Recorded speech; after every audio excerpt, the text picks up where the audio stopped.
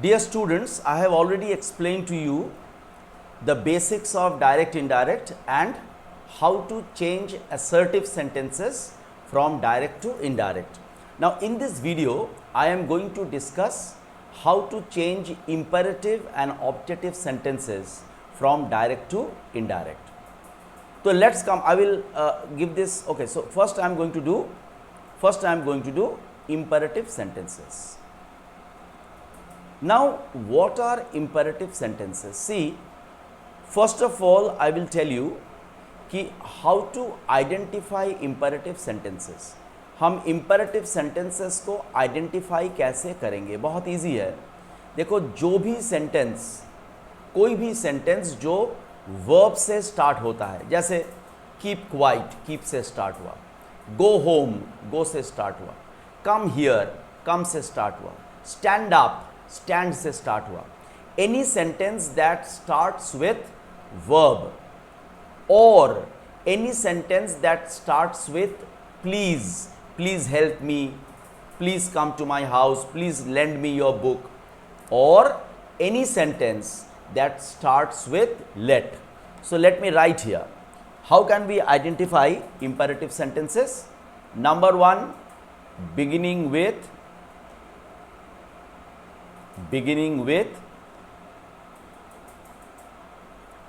verbs let और please.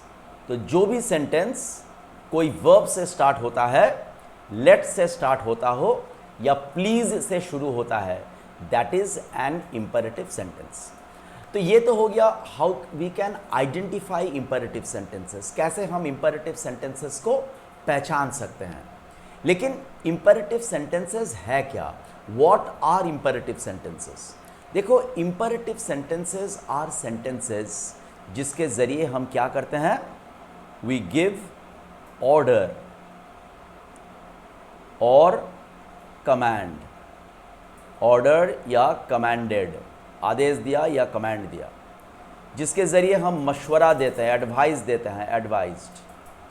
जिसके ज़रिए हम लोग रिक्वेस्ट करते हैं, रिक्वेस्टेड. जिसके ज़रिए हम कुछ निर्देश देते हैं, यानी कि इंस्ट्रक्टेड. जिसके ज़रिए हम कुछ प्रोपोजल देते हैं, यानी कि प्रोपोज्ड और या सजेस्टेड, सेम ही काम है, प्रोपोज्ड या सजेस्टेड. तो जो सेंटेंस के ज़रिए इस तरह के काम होते हैं, आदेश देना, मशवरा देना, अनुरोध करना, निर्देश देना, प्रस्ताव देना इत्यादि काम जो सेंटेंस के ज़रिए किया जाता है, those sentences are imperative sentences. और इन सेंटेंसेस को पहचानेंगे कैसे? इंपेरेटिव सेंटेंसेस या तो वर्ब यानी कि क्रियावाचक शब्द, नहीं तो लेट, या तो प्लीज के साथ इंपेरेटिव सेंटेंसेस शुरू होते हैं. अब हम लोग आते हैं कि इंपेरेटिव सेंटेंस का डायरेक्ट से इनडायरेक्ट करे तो कैसे करें. Now let us come to how to make direct indirect of imperative sentences. Okay, just 1 minute, I'll get the page set, then we will start. Just give me a minute's time.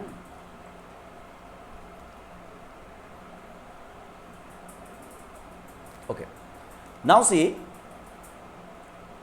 imperative sentence जो है, first type of imperative sentence is sentences beginning with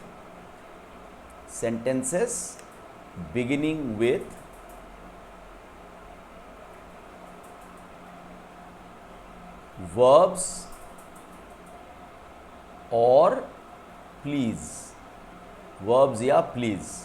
अगर कोई imperative sentence क्रियावाचक शब्द या verb मतलब क्रियावाचक शब्द या please से शुरू हो, if an imperative sentence begins with verb और प्लीज, तो उसको हम लोग कैसे करेंगे?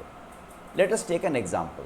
मान लो एक सेंटेंस है, द मैनेजर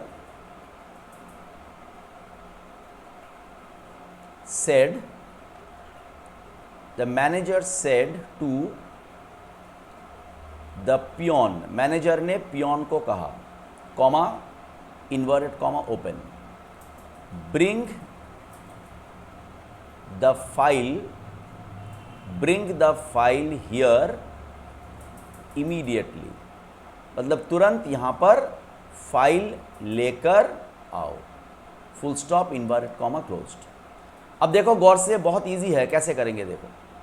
सबसे पहले द मैनेजर, अब देखो यहां पर जो सेड लिखा है, हम कोशिश करेंगे कि सेट के जगह पर सेंटेंस में जो काम हो रहा है वही वर्ब हम सेट के जगह पर लिखे। तो मैनेजर पियोन को बोल रहा है जाओ जाके फाइल लेके आओ, तो मैनेजर क्या कर रहा है, पियोन को ऑर्डर दे रहा है। तो हम यहाँ पे सेट के जगह पे क्या लिखेंगे, ऑर्डर्ड। अगर कोई सेंटेंस में तुमको लगे एडवाइस दिया जा रहा है तो एडवाइस्ड लिखो, निर्देश दिया जा रहा है तो इंस्ट्रक्टेड लिखो, अगर कोई सेंटेंस में रिक्वेस्ट किया जा रहा है तो रिक्वेस्टेड लिखो, है कि नहीं। और अगर तुमको समझ में नहीं आता है कि सेंटेंस में क्या काम हो रहा है, तब आस्क्ड, ASKED, आस्क्ड लगाकर काम चला दो। सो द मैनेजर ऑर्डर्ड। अब देखो एक बात याद रखना, ये बहुत अच्छी तरह से याद रखना कि जब तुम कोई सेंटेंस में सेट के जगह पे प्रोपोज्ड या सजेस्टेड यूज़ करोगे तो इनके पीछे टू यूज़ होगा, बाकी ये ordered, commanded, advised, requested, instructed, इन सब के पीछे टू का प्रयोग, टू का यूज़ नहीं होता है, टू का यूज़ नहीं होता है। यहाँ पर जो हमने ऑर्डर लिखा उसके बाद ये टू क्या होगा, ये टू हट जाएगा। So the manager ordered the peon. अब असर्टिव सेंटेंस में हम इसके बाद क्या कर रहे थे, दैट लगा रहे थे, हम इसके बाद दैट लगा रहे थे। लेकिन जब कोई सेंटेंस वर्ब से स्टार्ट होता है या प्लीज से स्टार्ट होता है तो उसमें दैट नहीं लगता, दैट के जगह पर हम टू लगा देते हैं। The manager ordered the peon to. अब देखो वर्ब आ गया ब्रिंग। हमने जनरल रूल्स डिस्कस करने के समय मैंने कहा था कि वर्ब इनडायरेक्ट में पास्ट टेंस में चेंज हो जाता है, लेकिन जब हम टू लगाते हैं, टू के पीछे वर्ब हमेशा, टू के साथ वर्ब हमेशा अपना ओरिजिनल फॉर्म में ही यूज होता है। इसीलिए इंपरेटिव सेंटेंस में जो वर्ब है वो पास्ट टेंस में चेंज नहीं होता है। तो क्या हो जाएगा, ब्रिंग का ब्रिंग ही रहेगा, टू ब्रिंग द फाइल। अब हियर का क्या हो जाएगा, there, to bring the file there immediately. I hope you have understood. Let me go to another sentence. एक और सेंटेंस पे चले जाते हैं। मान लो एक सेंटेंस है, the man said to his son, the man said to his son, comma inverted comma open,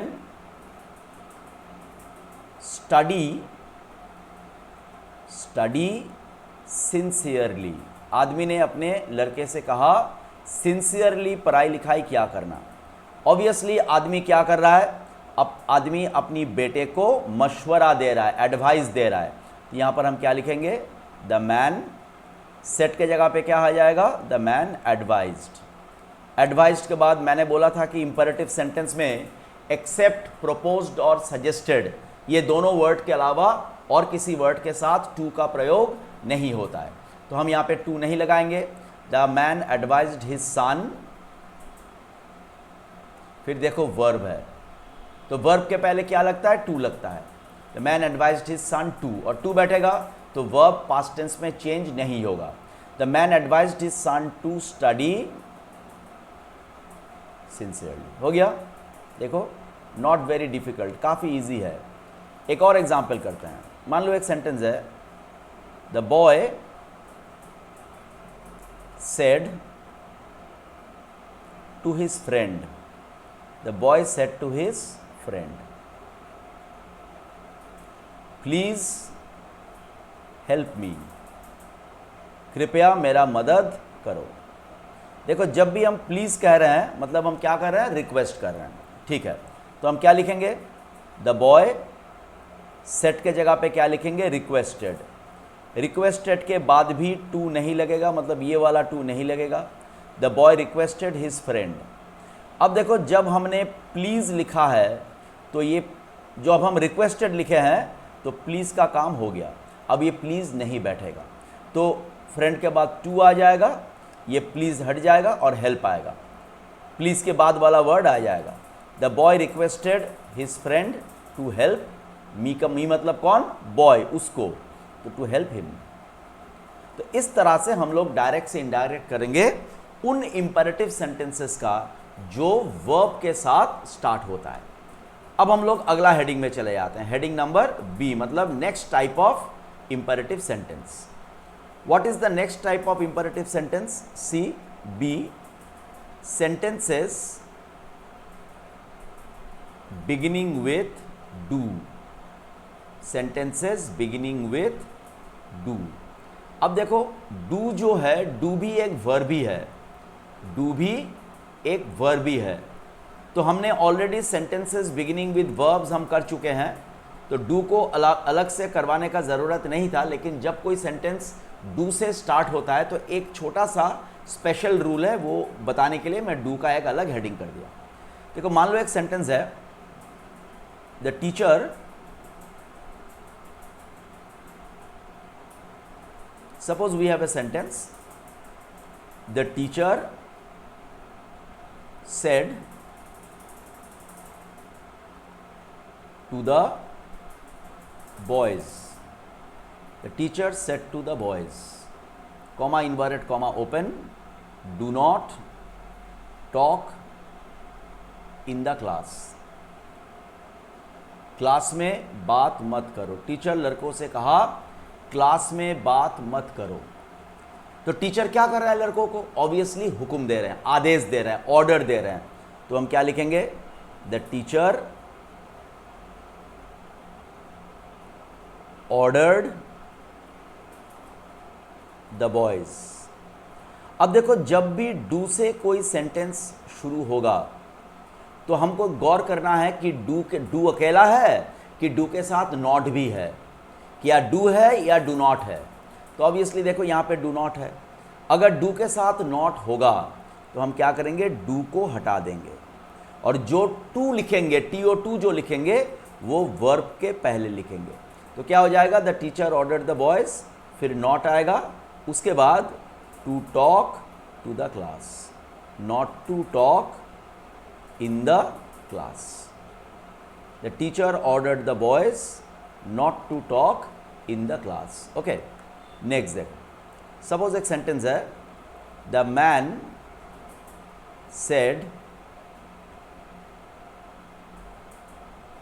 to his friend, the man said to his friend, comma inverted comma open, do me a favor, मुझे एक favour करो। तो obviously देखो आदमी क्या कर रहा है? अपनी दोस्त को रिक्वेस्ट कर रहा है कि कृपया मुझे एक फेवर करो। तो क्या करेंगे? द मैन सेट के जगह पे क्या लिखेंगे? रिक्वेस्टेड। रिक्वेस्टेड के बाद टू नहीं होगा, मतलब ये वाला टू नहीं होगा। The man requested his friend. अभी मैंने बोला कि अगर कोई सेंटेंस डू से स्टार्ट हो रहा हो, तुम गौर करो कि डू अकेला है कि डू के साथ नॉट भी है। यहाँ पे डू के साथ नॉट नहीं है। तो अगर डू के साथ नॉट नहीं होगा तो डू अपने जगह पे बरकरार रहेगा, उसके साथ उसके पहले जैसे हम टू ऐड करते हैं टू ऐड कर देंगे। तो the man requested his friend to do me, मतलब कौन? मैन है। आदमी कहता है मुझे एक फेवर करो, इनडायरेक्ट करेंगे तो आदमी अपना दोस्त को रिक्वेस्ट किया कि उसको फेवर किया जाए, तो उसका हो जाएगा to do him a favour. Okay, तो अगर डू से कोई सेंटेंस शुरू होता है तो हम ऐसे कर सकते हैं। अब हम लोग आते हैं हेडिंग नंबर सी पे। हेडिंग नंबर सी पे मतलब जो सेंटेंस लेट से स्टार्ट होते हैं, sentences beginning with let, sentences beginning with late.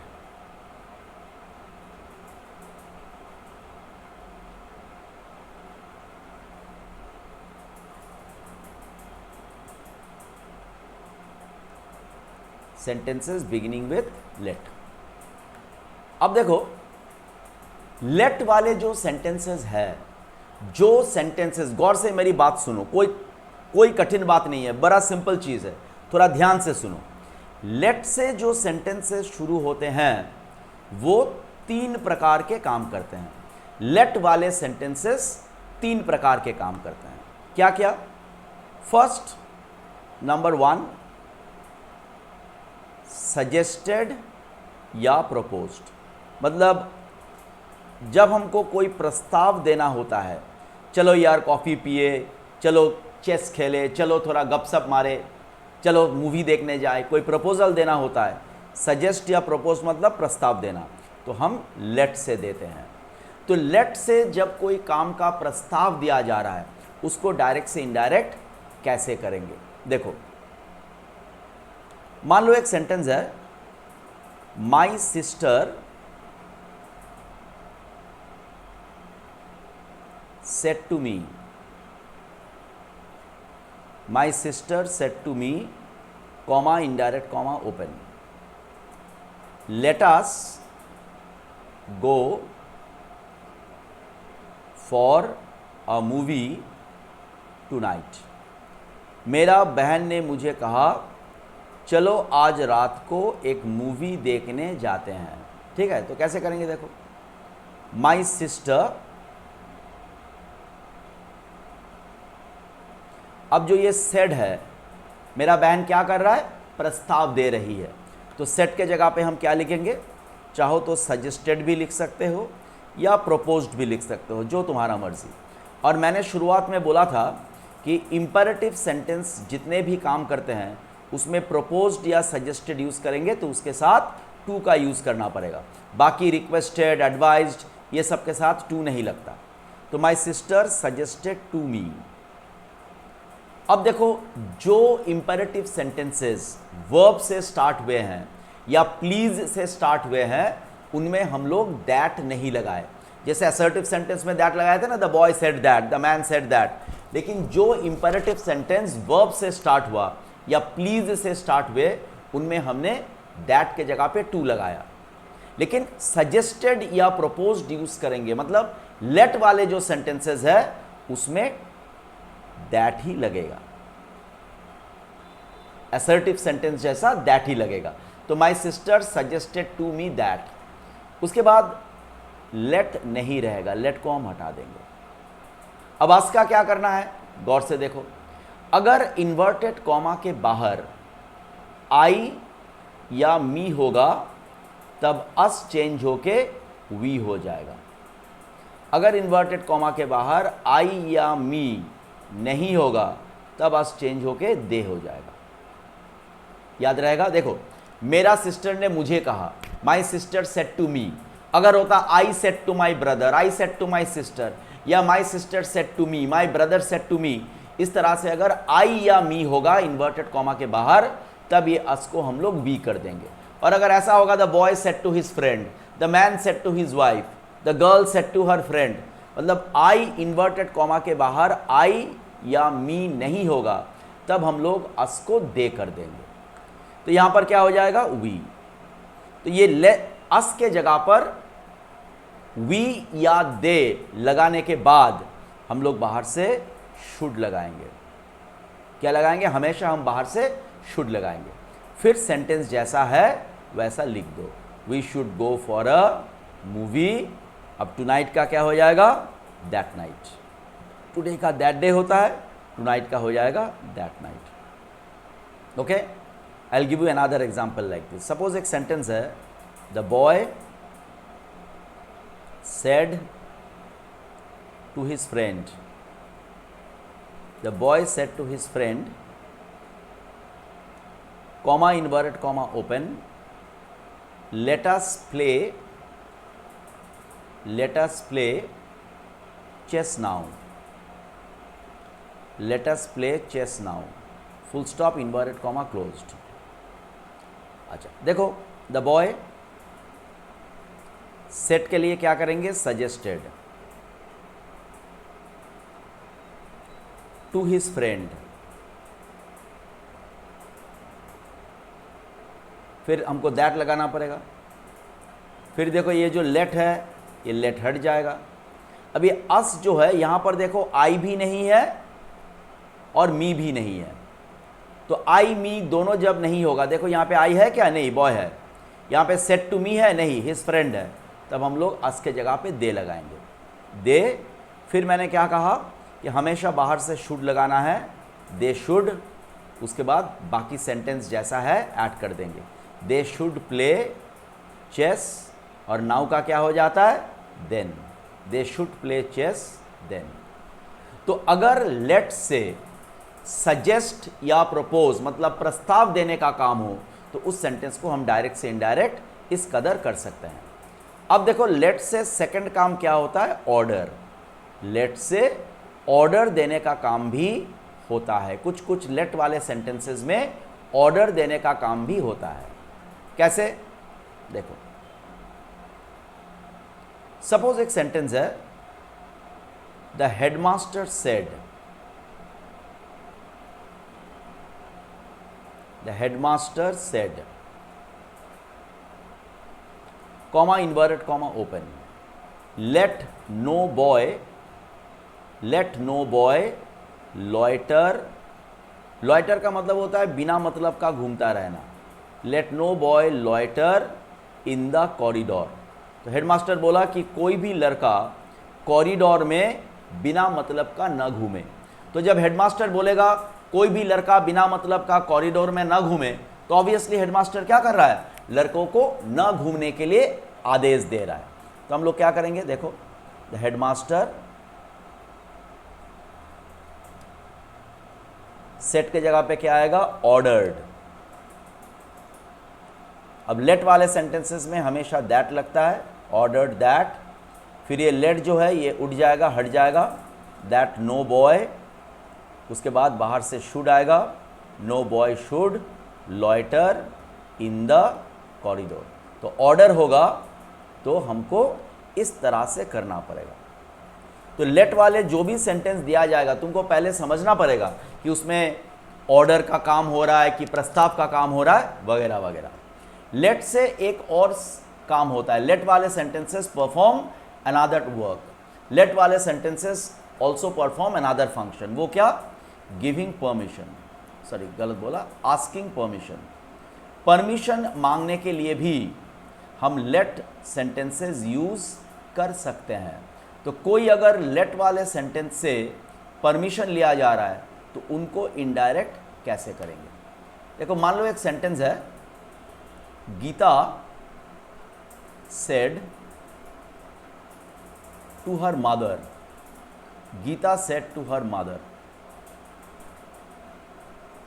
Comma inverted comma open, let me go to Meeta's house, मुझे मीता के घर जाने दिया जाए। तो गीता माँ को क्या बोल रही है, मुझे मीता का घर जाने दिया जाए। तो ऑब्वियसली गीता क्या कर रही है, माँ से मीता का घर जाने का इजाजत मांग रहा है। मानो अगर एक सेंटेंस है, the boy said to the teacher let me go home now, मुझे अब घर जाने दिया जाए। तो क्या कर रहा है, टीचर से परमिशन मांग रहा है। तो देखो इसको जब लेट से परमिशन मांगने वाला सेंटेंसेस होते हैं उनको हम दो तरीके से इनडायरेक्ट कर सकते हैं। नंबर वन, गीता, देखो परमिशन मांगना मतलब हम रिक्वेस्ट कर रहे हैं, तो परमिशन मांगने वाले सेंटेंसेस में सेट के जगह पे रिक्वेस्ट आ जाएगा। Geeta requested her mother. अच्छा, अब देखो हम दो तरीके से कर सकते हैं। सिंपल, बहुत एकदम स्ट्रेट फॉरवर्ड करेंगे तो क्या करेंगे, लेट को रहने देंगे, टू लेट मी मतलब गीता है तो हर हो जाएगा, गो टू मीताज हाउस। एकदम स्ट्रेट फॉरवर्ड करेंगे तो ऐसे होगा, Geeta requested her mother to let her go to Meeta's house. एक और तरीके से कर सकते हैं, देखो ये थोड़ा बड़ा तरीका है, थोड़ा लॉन्ग हो जाएगा। Geeta requested her mother that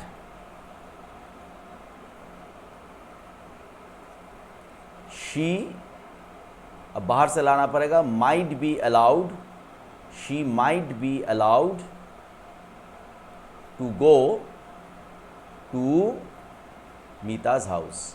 चाहो तो ऐसे भी कर सकते हो। तो ये हो गया इंपेरेटिव सेंटेंसेस। दो बार, अगर एक बार में समझ में नहीं आता है तो दो बार वीडियो देख लेना, ठीक है, दो बार वीडियो देखो, देख के फिर धीरे धीरे जब करने देता हूँ, होमवर्क जब दूंगा तो थोड़ा रूल्स देखो, रूल्स देख के समझने का कोशिश करो कौन सा सेंटेंस कौन सा रूल में आता है और उस हिसाब से करो। तो ये हो गया इंपेरेटिव सेंटेंस। और जो ऑब्जेक्टिव सेंटेंसेस है वो मैं अगले, ये वीडियो थोड़ा लंबा हो गया तो ऑप्टेटिव सेंटेंस मैं अगला वीडियो में बताता हूँ। Okay, thank you.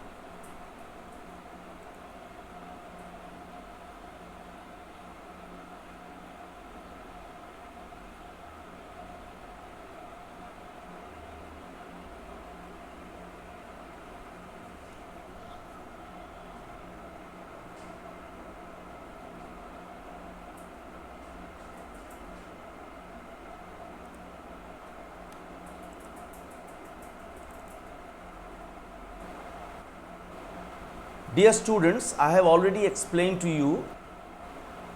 Dear students, I have already explained to you. Dear students, I have already explained. Dear students, I have already explained to you. Dear students, I have already explained to you.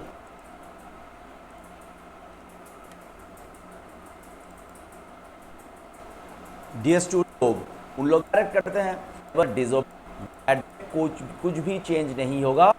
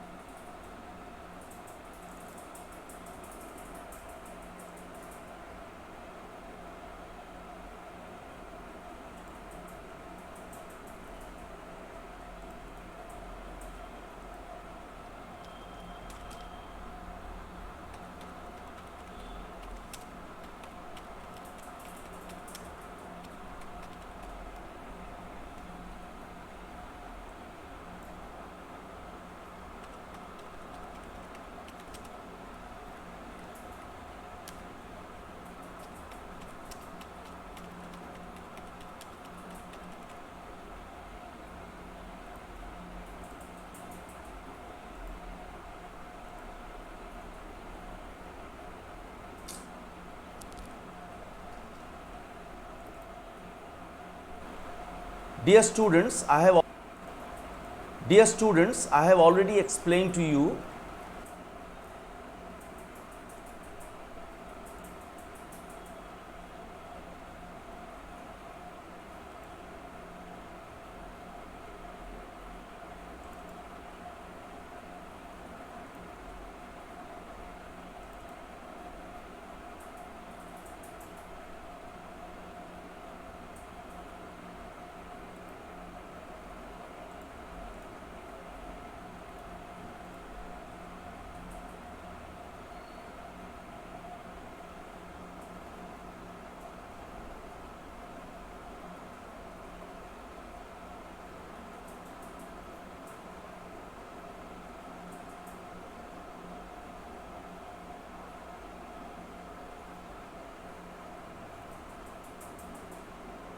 Oh,